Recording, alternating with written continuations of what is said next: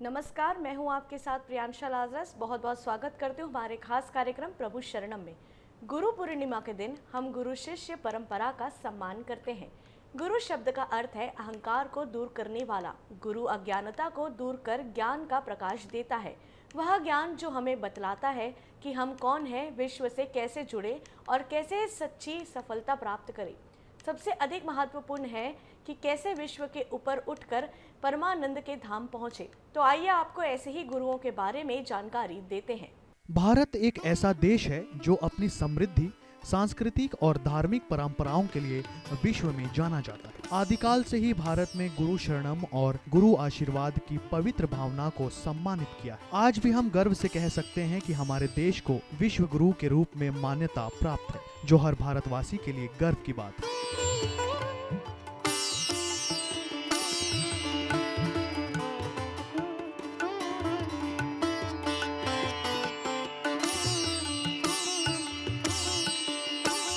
भारत की इस पावन भूमि में अनेक संत महात्मा, रामकृष्ण परमहंस, माता शारदा, स्वामी विवेकानंद, स्वामी प्रणव आनंद जी महाराज, स्वामी नारायण और गुरु शंकराचार्य जैसे अनेक पुण्य आत्मा ने भारत भूमि में ही जन्म लिया। इसी कारण भारत भूमि पुण्य आत्माओं की भूमि है।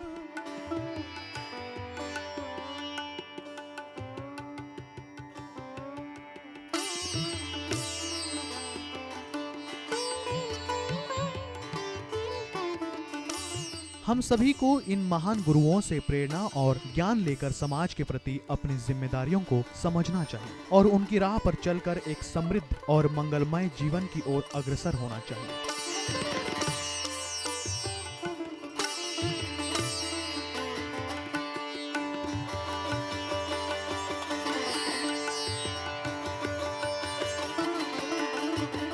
रामकृष्ण परमहंस एक महान संत और विचारक, जिन्होंने सभी धर्मों की एकता पर जोर दिया। उनको बचपन से ही भगवान में गहरी आस्था थी। उनका मानना था कि कोई भी भगवान को देख सकता है। ईश्वर को पाने के लिए रामकृष्ण जी ने कठोर साधना के साथ ही दिन रात ईश्वर की भक्ति में लगे रहे। रामकृष्ण परमहंस देवी माता काली के अनन्य भक्त थे और ऐसा माना जाता है कि उन्हें काली माता का उनको साक्षात्कार हुआ था। वे अपने हाथों से देवी को खाना खिलाया करते थे।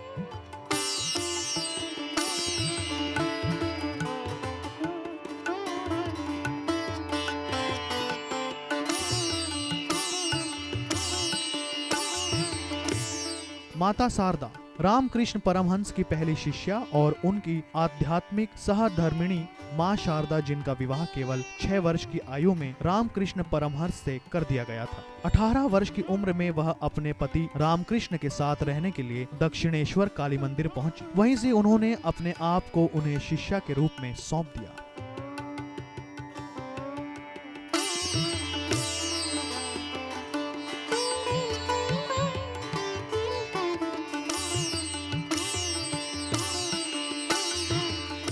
स्वामी विवेकानंद, जो रामकृष्ण परमहंस जी प्यारे शिष्य, जिसने सनातन धर्म की आवाज को लोगों तक पहुंचाने के लिए रामकृष्ण मिशन की स्थापना की, जो आज भी अपना काम कर रही है। विवेकानंद, जिन्होंने अमेरिका के शिकागो में आयोजित विश्व धर्म सम्मेलन में भारत की ओर से सनातन धर्म का प्रतिनिधित्व करते हुए अमेरिका के लोगों को मेरे प्यारे भाइयों एवं बहनों से संबोधित किया। इन शब्दों ने पूरे विश्व का दिल जीत लिया।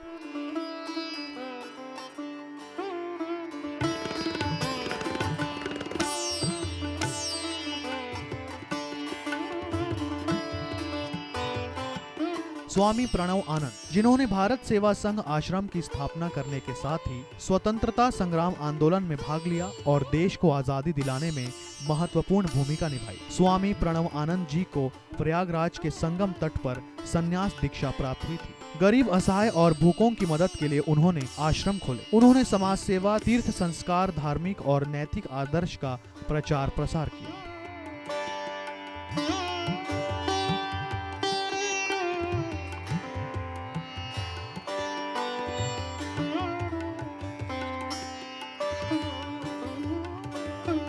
स्वामी नारायण, जिन्होंने बचपन से ही शास्त्रों को पढ़ लिया था और 11 साल की उम्र में भारत की तीर्थ यात्रा शुरू कर दी। 18 साल की उम्र में जिन्होंने पूरे देश की परिक्रमा पैदल ही कर ली और लोग उन्हें नीलकंठ वर्णी कहने लगे थे।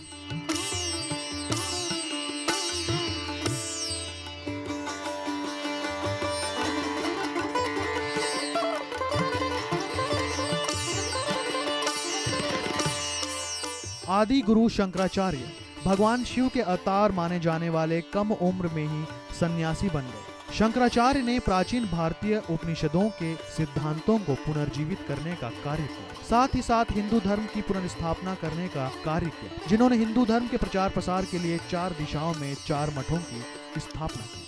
हमारे खास कार्यक्रम प्रभु शरणम में आज केवल इतना ही। नमस्कार।